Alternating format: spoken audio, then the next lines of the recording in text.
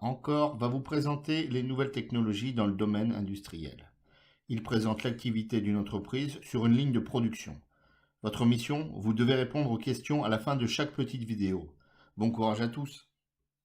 On va aller visiter des usines dans le domaine agroalimentaire. Pourquoi? Tout simplement parce qu'il y a énormément de machines, pas mal de robots assez sympathiques et pas mal de choses. Qu'est-ce que le domaine de l'agroalimentaire?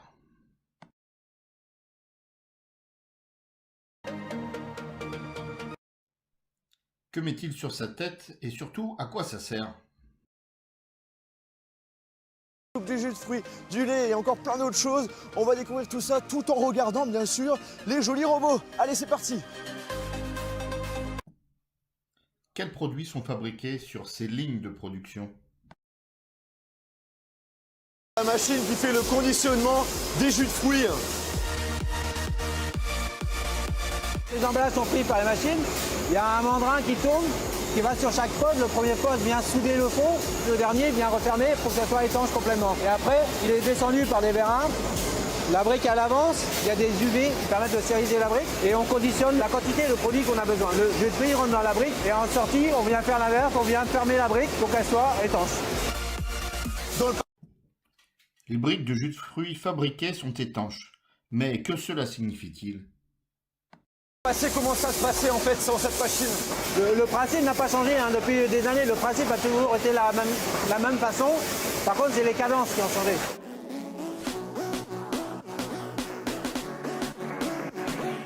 Regardez-moi ça comme c'est impressionnant. La quantité de briques, il y a tout qui est automatisé. On a l'impression que c'est des petits trains qui circulent à droite à gauche. C'est vraiment abusé, je pensais pas que ça va se passer comme ça. Que signifie la cadence de production? 4 producteurs par ligne, maintenant il n'y en a plus qu'un, et le robot est au service de l'homme, c'est pas l'inverse. Qui est au service de l'homme, finalement? La machine produit des yaourts. Ils sont amenés grâce à un convoyeur. Un deuxième ensemble permet de réaliser l'emballage de ces yaourts. Les cartons sont pris grâce à des ventouses et un point de colle est réalisé afin de les fixer. Ensuite, ils sont donc rangés les uns après les autres dans des cartons. Comment sont fixés les cartons autour des yaourts? Alors c'est quoi cette grosse télécommande? J'ai jamais vu ça. C'est un peu comme une console de jeu. Cette télécommande permet de manipuler les robots. Ça veut dire que là, si je veux, je peux m'amuser avec le robot. Voilà, je suffit que je mette. Je peux. On peut essayer. C'est vrai? Ouais. Tu vois ce que tu as fait? Ah, j'ai monté en haut. Tu as monté en haut, tu as touché le truc. J'ai failli casser le truc, non! Comme à l'atelier, comment appelle-t-on le mode qui permet de manipuler les actionneurs grâce à une commande? Donc là, on arrive au bout de la ligne de conditionnement. Avant, on avait beaucoup de travail manuel avec des gens qui avaient des palettes à faire à la main. Depuis, on a robotisé pratiquement toutes nos lignes de palettisation. La robotisation n'a pas tué l'emploi. Au contraire, elle a développé des emplois autres, de surveillance, de conduite, de pilotage. Et le robot, lui, permet de soulager les travaux pénibles. Comment la robotisation a-t-elle fait évoluer les métiers? Quoi exactement ici? Alors je peux faire aussi bien de l'automatisme, comme je peux faire de la réparation de vannes, je peux faire de la mécanique comme de l'automatisme. On en apprend tous les jours. L'automatisme, ça évolue tellement qu'il faut se former. Est-ce que tu penses qu'un jeune passionné par l'high-tech pourrait faire justement ton métier? Est-ce que ça lui plairait? Oui, ça lui plairait. Il y a de la recherche, il y a La de la programmation. Après, il faut retranscrire ça sur un écran, par exemple. Il y a toujours une perspective d'évolution. Il faut se mettre à jour, savoir comment marche la machine et tout, donc on s'embête pas.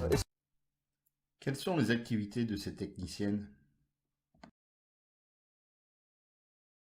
Après que le jambon soit découpé, également emballé, on a cette machine avec plusieurs caméras qui permet à la fois de savoir si l'emballage est bien fermé et également de bien vérifier l'étiquette. Et après, on a, attention, des robots avec système de ventouse qui va prendre le paquet et qui va les mettre dans un carton. C'est impressionnant de voir ça parce qu'avant, c'était des hommes qui géraient tout ça et maintenant tout se fait automatiquement grâce à des robots. À quoi servent les caméras?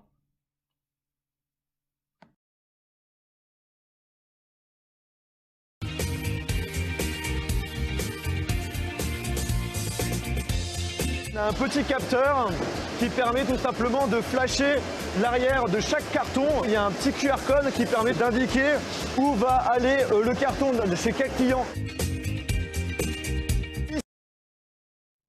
À quoi sert le capteur et que détecte-t-il?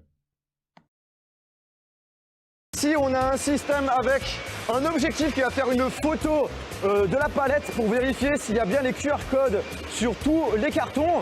Et si ce n'est pas le cas, il y a un petit message ici sur un écran tactile. Et comme ça, il y aura une personne qui va venir, il va appuyer, il va faire l'impression. Et après, on va le fixer directement sur le carton qui va être envoyé ici pour protéger justement les cartons. Et puis pour finir, quand tout est bien emballé, ça va aller directement dans un entrepôt. Et après l'entrepôt, ça va aller directement chez le client.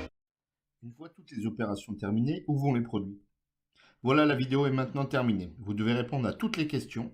Bon courage à vous et à bientôt.